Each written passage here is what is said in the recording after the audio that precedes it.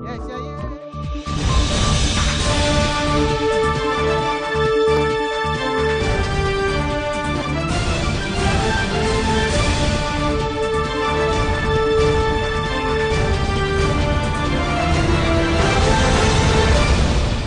المشاهدين الأكارم، السلام عليكم ورحمة الله تعالى وبركاته. أحييكم من الفضائية الإريترية وأقدم لحضراتكم نشرة الأخبار نستهلها كالمعتاد بأهم ما جاء فيها.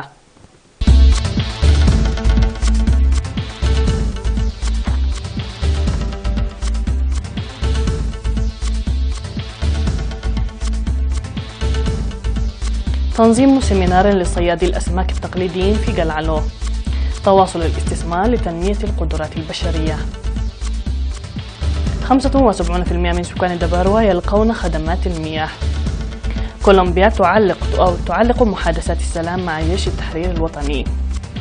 روسيا تقول إنها اعترضت طائرة تجسس أمريكية. ومقتل عشرات السجناء في برازيل.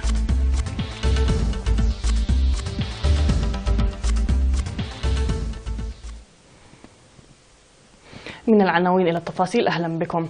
نظمت وزارة الثروة البحرية سيمينارا لأعضاء الجمعية التعاونية لصيادي الأسماك التقليديين الناشطين في إدارات ضواحي إنجل ومكعنيلا وبكاع وبديدة في مديرية قلعلو، يساعدهم في تعزيز الإنتاجية. ويهدف السيمينار الذي نظم في الفترة من 16 وحتى 22 من يناير تأطير الجمعيات التعاونية القديمة وإنشاء جمعيات أخرى لتعزيز إنتاجية الأسماك من حيث النوعية والكمية. وقدم مسؤول متابعة الصيد التقليدي في وزارة الثروة البحرية سيد محمد دالي كلمة أوضح فيها الدور الهام الذي يلعبه تنشيط الجمعيات التعاونية القديمة وتأطير الصيادين التقليديين الناشطين بالانفراد تحت راية الجمعيات التعاونية في تعزيز الإنتاج والإنتاجية، مشيرا إلى ضرورة تجميع النسوة العاملات في الأنشطة البحرية في إطار الجمعيات. من جانبه قال مسؤول مكتب الثروة البحرية في إقليم شمال البحر الأحمر السيد سامسون زكارياس إن السيمينار يلعب دورا محوريا في تلبية احتياجات الصيادين اليومية، إضافة إلى دوره البارز في التعرف على إيجابياتهم وسلبياتهم. وأشار السيد أحمد بوكاليا مدير مديرية قلعلو إلى أن الإنتاج الحالي لا يوازي عد الصيادين الناشطين في المنطقة، وأن تجمعهم في إطار الجمعية التعاونية يخلق فرصا كبيرة لتحسين حياتهم المعيشية إضافة إلى تعزيز الإنتاج. وعرب عن أمنياته الكبيرة لاستمرارية مثل هذه السيمينارات. بدورهم أكد المشاركون جاهزيتهم لتقديم كل ما يطلب منهم، مناشدين تقديم إنتاجهم إلى الأسواق وبدء المرفأ المشيد في مديريتهم لتفريغ الأسماك نشاطه في وقت وجيز. هذا ويوجد في مديرية قلعلو أكثر من 3000 من الصيادين التقليديين ينشطون تحت راية 10 جمعيات تعاونية. قال عميد كلية حمل المال الزراعية سيد سمراء أملسوم إن الاستثمار يتواصل لتنمية القدرات البشرية باعتباره أساس النماء وضمان المستقبل. وأوضح بأن التطور الاقتصادي والزراعي يرتكز على القدرات البشرية المؤهلة، مؤكدا بأن كلية حمل المال الزراعية تعمل باهتمام لتطوير المجال الزراعي وضمان تحقيق الأمن الغذائي. وذكر بأن الكلية فتحت التعليم لدرجة الماجستير في العام الدراسي 2012 و2013، وذلك لتمهيد الأرضية لفرص تعليمية أوسع، حيث تقدم حاليا الدراسة في 5 مجالات هي الثروة الحيوانية وعلم النبات والتربة والبيئة وتنمية الخضر والفاكهة ووقاية النباتات.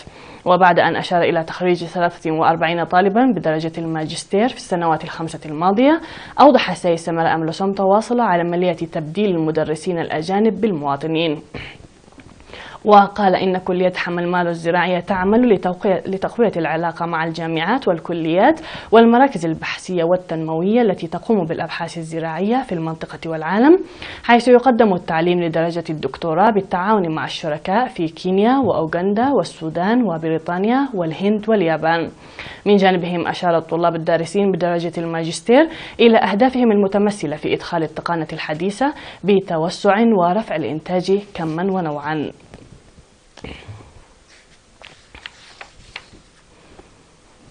صرح مسؤول فرع المياه في مدينة الدباروة بأن 75% من سكان المدينة يستفيدون جيدا من المياه الموزعة عبر الأنابيب في منازلهم. وأوضح السيد تادسي بأن مدينة الدباروة تعتبر أحد المدن الإريترية التي تتمتع بوفرة المياه، مشيرا إلى أن الخدمات أو خدمات المياه بدأت في المدينة في العام 2002 بمستوى متدن، إلى أنها شهدت في العام 2005 تدشين مشروع حكومي ضخم مما أدى إلى تقديم خدمات فعالة منذ تلك الفترة وحتى الآن.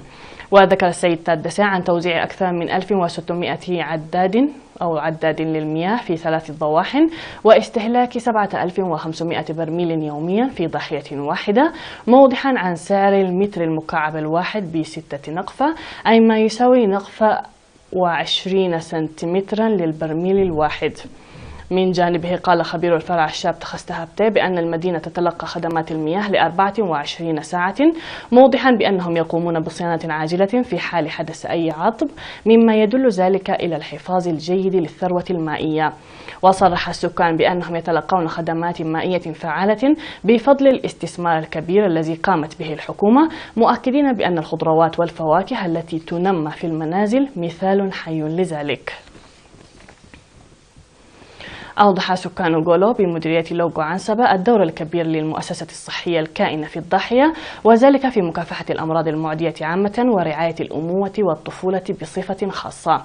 وأشار السكان إلى مساهمة التوعية الصحية التي يقدمها الكادر الصحي وتشجيعها للحوامل لمراجعة العيادة قبل وبعد الولادة وضمان صحتهن وصحة أطفالهن، داعين لبناء غرف انتظار الحوامل وضعا في الاعتبار للقادمات من الضواحي الأخرى. كما ذكر السكان بوجود 5 مدارس للمراحل الثلاثة في الضاحية وتخفيف مشكلة المواصلات نسبة لصيانة الطريق المؤدي من صنعافة إلى غولو. هذا ويقطن ضاحية غولو التي تبعد مسافة 12 كيلومترا إلى الشرق من مدينة صنعافة حوالي 800 نسمة يزاولون الرعي والزراعة.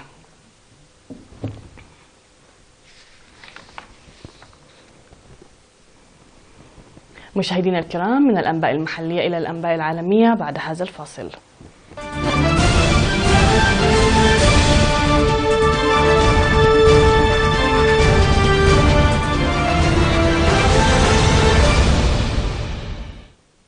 على الصعيد العالمي، أعلن الرئيس الكولومبي خوان مانويل سانتوس يوم الاثنين تعليق محادثات السلام مع جماعة جيش التحرير الوطني الماركسية المتمردة بعد مقتل 7 أشخاص وإصابة عشرات آخرين خلال هجمات بالقنابل في مطلع الأسبوع.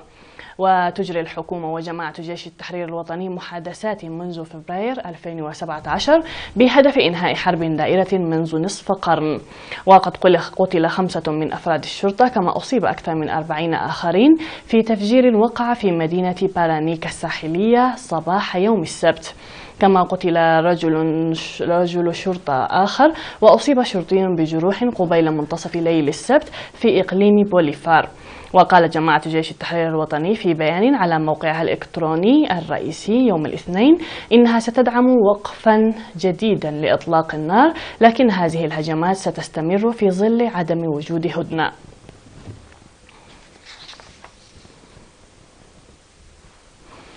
اعترضت طائرة روسية مقاتلة من الطراز سوخوي 27 طائرة استطلاع أمريكية فوق البحر الأسود يوم الاثنين، مما دفع وزارة الخارجية الأمريكية إلى الاحتجاج على المناورة بوصفها غير آمنة.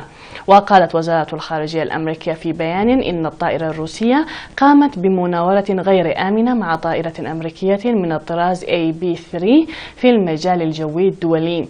وأضاف البيان: هذا أحدث مثال على تجاهل الأنشطة العسكرية الروسية للأعراف والاتفاقات الدولية. ودعا روسيا إلى الكف عن تلك الأفعال غير الآمنة.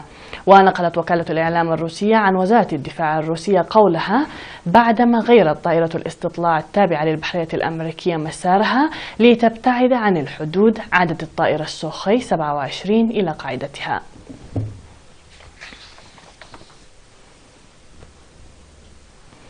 في النبأ الأخير قالت وكالة أنباء رسمية إن 10 سجناء قتلوا يوم الاثنين عندما هاجم أفراد من عصابة لتجارة المخدرات عصابة منافسة في سجن بشمال شرق البرازيل. ونقلت وكالة أنباء البرازيل عن كلاوديو غوستا مدير مجلس السجون بولاية سيارا قوله إن أفراد عصابة القيادة الحمراء نفذوا عمليات القتل في سجن إيتاغابي، وإن الضحايا أفراد بعصابة حراس الولاية المنافسة. وقع الحادث بعد يومين من مقتل 14 شخصا على الأقل على يد مسلحين في مرقص مكتظ بالزوار في مدينة فورتاليزا بشمال شرق البلاد. وأبلغ غوستا وكالة أنباء البرازيل أن العنف في السجن كان ردا مباشرا من القيادة الحمراء ثاني أكبر عصابات المخدرات في البرازيل على هجوم يوم السبت الماضي.